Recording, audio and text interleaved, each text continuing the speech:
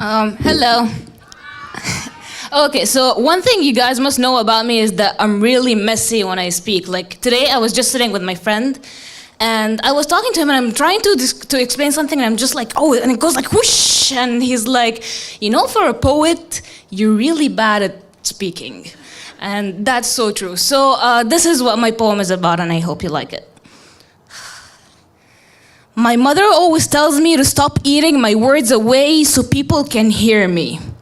You see, when I'm nervous, I have a tendency of speaking so fast that people can barely understand what I'm trying to say. So sometimes I find myself speaking so slowly just to make sure that everyone can understand each and every word I speak.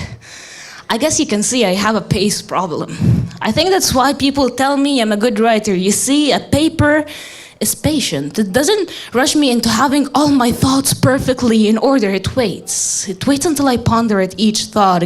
It lets me cross out the words that I don't think fit quite well in a sentence. It gives me space to let out the mess I have of a brain and finally put it into words that actually make sense. So I write because speaking sometimes feels like a hurricane that I don't want to walk through. So, because people... Okay, 1 second.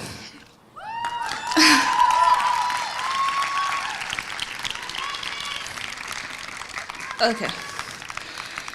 Because then I know what to say. My words are not just bullets blazing one after the other, trying to shoot any chance of me messing up. I write because papers don't glare at me when I jot the wrong words down. They listen. They understand. They don't tell me what to say. They're just blank, empty, naked, asking me to fill them up, asking me to turn the thunderstorm in my mind into a gentle breeze. They absorb each word and let it take the space it needs. So I'd rather write than speak because people are not half as considerate as papers. You see, they're usually extremely talented at dismissing my feelings as invalid. So I write because I know how it's like to stand in front of someone and have your thoughts blowing out in the form of shaking nerves in every direction.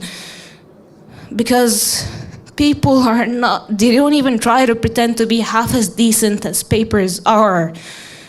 In fact, they only shut up when I speak because they're waiting for me to finish whatever I'm saying so they can say whatever they have to say next. But papers, they don't do that. They actually listen. So blank papers became my best friends, my saviors, my home. And sometimes I try my best to be a blank paper myself. Whenever I find a pair of slightly trembling lips or a head buried down in the corner of a room trying its best to be invisible, I smile. I smile because I recognize parts of myself in them, the parts that are always aching to fill those blank papers once I'm alone. I smile and I hope that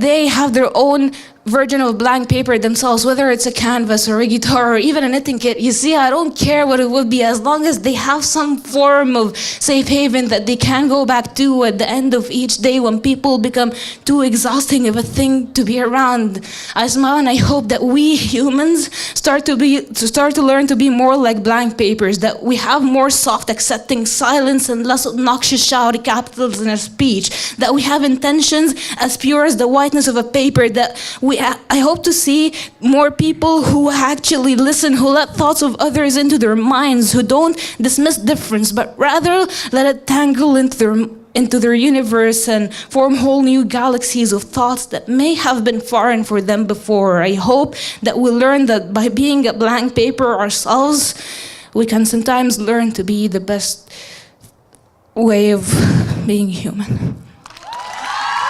Thank you.